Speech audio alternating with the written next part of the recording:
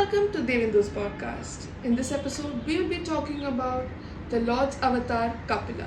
So let's get started.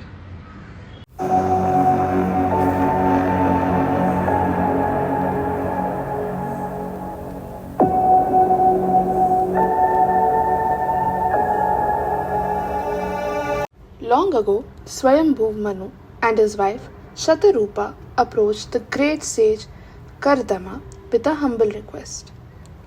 They asked him to marry their virtuous and beautiful daughter Devahuti. Kardama accepted it and the two were married. In time, Kardama and Devahuti were blessed with 9 daughters and later a son. But his son was no ordinary child. He was none other than Lord Vishnu himself, born as the great sage Kapila Muni. Their 9 daughters were married to great sages, and once his family duties were complete, Kardama left the forest to pursue their spiritual austerities and liberation. Kapila remained in the ashram to care for his mother Devahuti. One day, Devahuti approached her son and said, "I am tired of worldly life and the endless chase of sensory pleasures. Because of ignorance, people mistake the body as a self and think everything related to it is theirs. Please remove my ignorance and tell me the matter and spirit." Kapila was pleased by this question, and because of his immense knowledge from the rishis he had learned from what followed became one of the greatest spiritual teachings known as the Sankhya philosophy. He explained that the mind alone is the cause of both bondage and liberation. When the mind is attached to worldly pleasures, it creates suffering and bondage.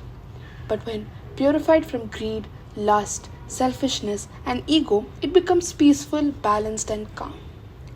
A purified mind naturally turns towards devotion and meditation on the Supreme Lord. Through constant remembrance of God, one attains liberation. Kapila also emphasized the power of satsanga, keeping the company of saints and wise people. In their presence, the mind naturally turns away from worldly distractions and becomes attracted to divine truth. Kapila further explained the difference between Purusha and Prakriti. Purusha is the eternal spirit, pure consciousness beyond all change. Prakriti is material nature, made of the 3 gunas, sattva, rajas, and tamas. Because of ignorance, the soul identifies with the body and mind and suffers.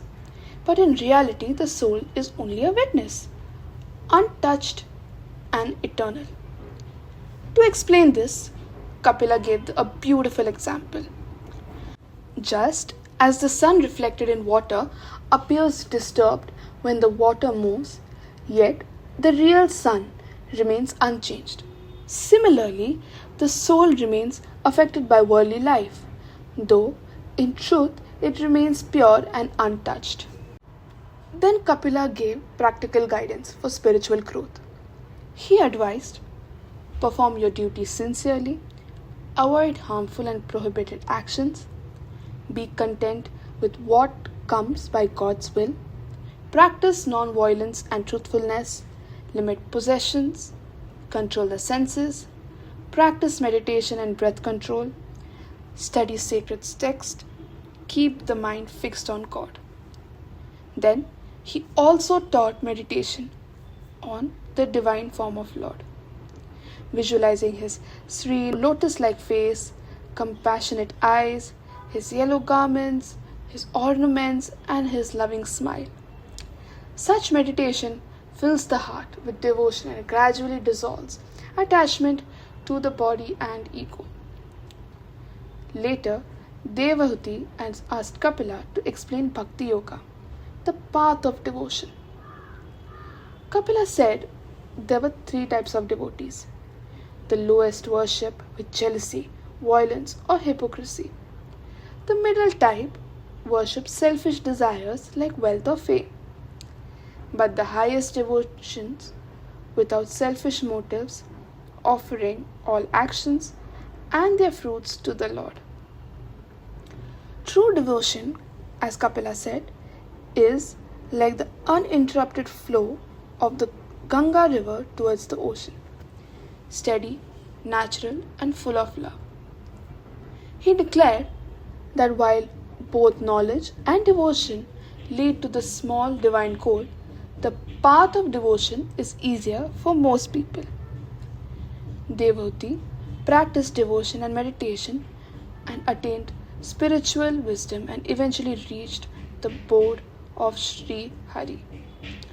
Later, Lord Kapila departed towards the northeast, remaining absorbed in deep meditation for the welfare of all beings.